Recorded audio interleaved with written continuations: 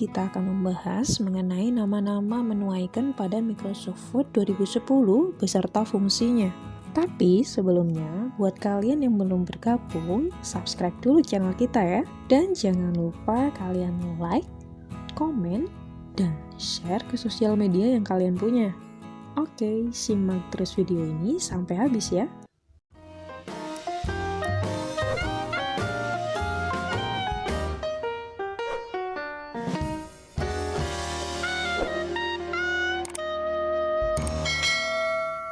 Tentu kalian sudah tidak asing lagi dengan Microsoft Word.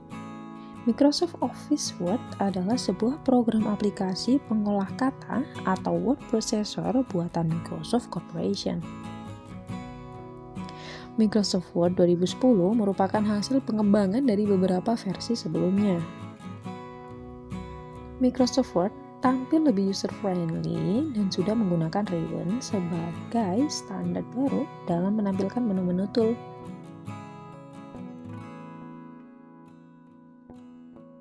Bagi kalian yang baru bermigrasi dari Microsoft Word 2003 ke Microsoft Word 2010, tidak perlu panik dengan pemandangan yang begitu asing ini ya. Kalian hanya perlu sedikit beradaptasi dan setelah itu kalian akan merasakan efisiensi dan kemudahan dalam bekerja. Oke, kembali ke masalah menu icon. Microsoft Word 2010 mengenal istilah tab, ribbon, dan group dalam menyajikan menu tool. Berbeda dengan Word 2003 dan sebelumnya yang hampir 100% dikuasai kaum barbar atau menu bar dan toolbar. Lembar kerja Microsoft Word 2010 memiliki menu tab yang dapat digunakan untuk membantu pekerjaan dengan cepat.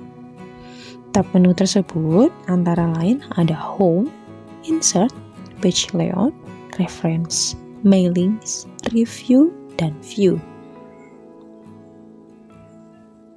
Pertama, pada bagian tab Home, itu berisi perintah-perintah standar. Terdiri dari clipboard, font, paragraph, style, dan editing. Nah, masing-masing grup tersebut memiliki beberapa perintah, di antaranya clipboard untuk menampung atau menyimpan data sementara, hasil copy, atau hasil pemotongan data. Nah, dalam submenu ini terdapat icon paste yang berfungsi untuk menempelkan hasil copy atau cut. Kemudian yang kedua ada cut, berfungsi untuk memotong teks atau objek yang dipilih. Copy berfungsi untuk menyalin teks atau objek yang dipilih. Dan format painter berfungsi untuk meniru format halaman ke dokumen lainnya. Lalu, ada grup font.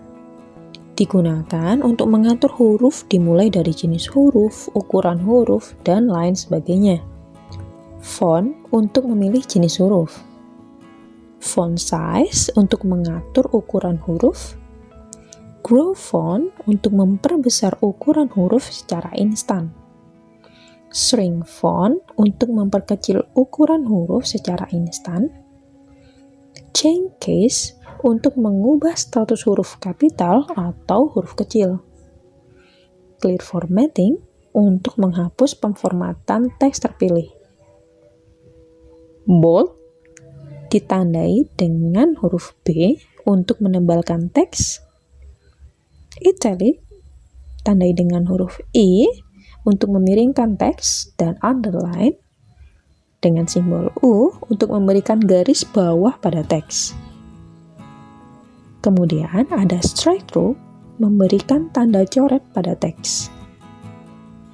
Subscript untuk mengetik karakter pemangkatan yang berada di atas. Sedangkan superscript untuk mengetik karakter pemangkatan yang berada di bawah.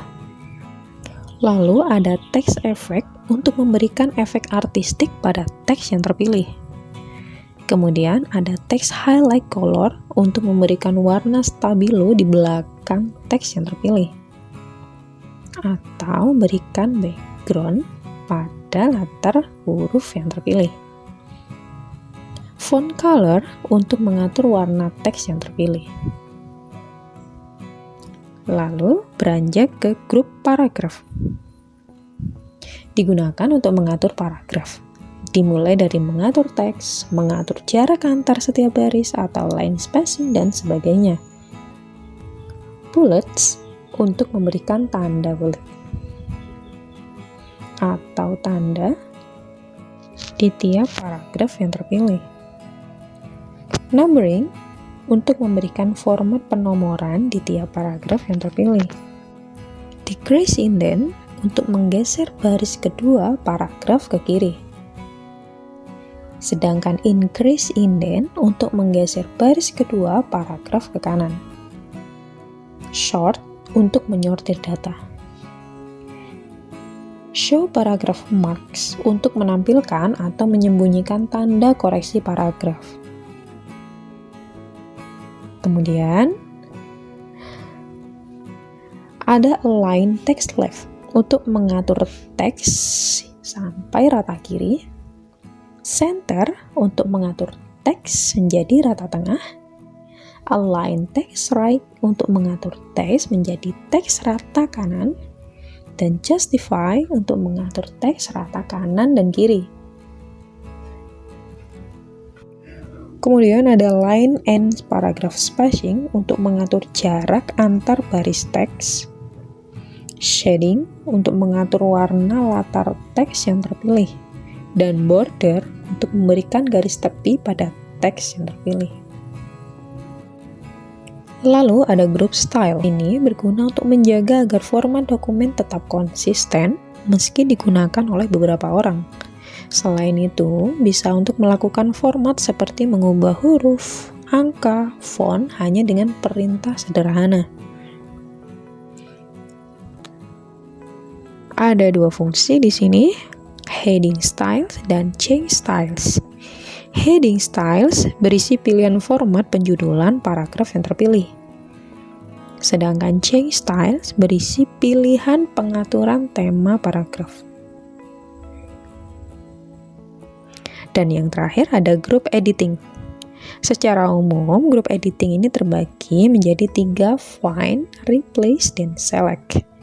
Find untuk mencari kata tertentu dalam suatu dokumen. Replace untuk mencari dan mengganti kata yang ditemukan dalam suatu dokumen. Dan select digunakan untuk memilih objek atau teks tertentu di dalam suatu dokumen.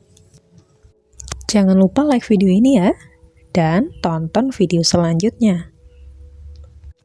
Salam dari Sabang sampai Merauke.